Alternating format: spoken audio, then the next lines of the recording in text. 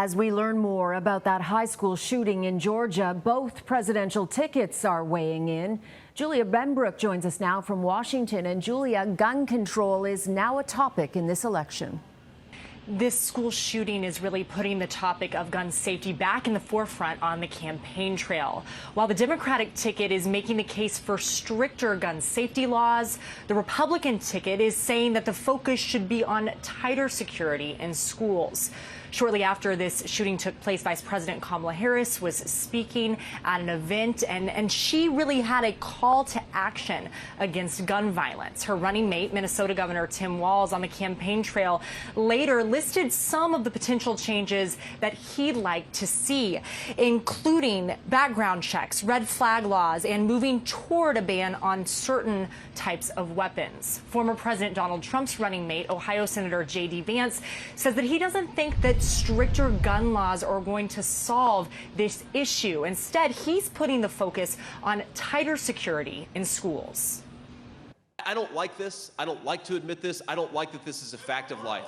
But if you are a psycho and you want to make headlines, you realize that our schools are soft targets.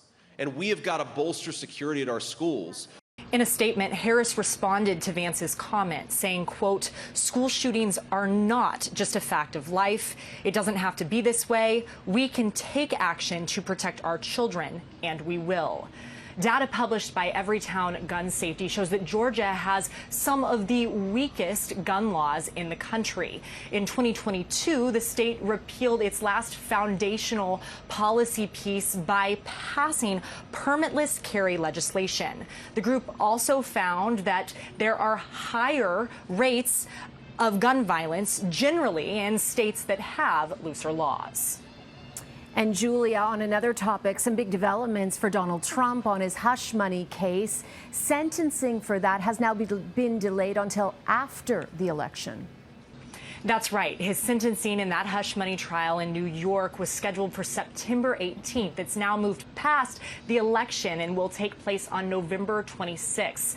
Trump faces 34 counts of falsifying business records to cover up a hush money payment to an adult film star alleging she had an affair with the former president. This sentencing has been delayed multiple times after Trump's lawyers tried to get the conviction tossed after the Supreme Court's ruling on presidential immunity. Cynthia? All right, Julia, so many more twists and turns to come in this election. Thank you very much for joining us. And that is Julia Benbrook from Washington.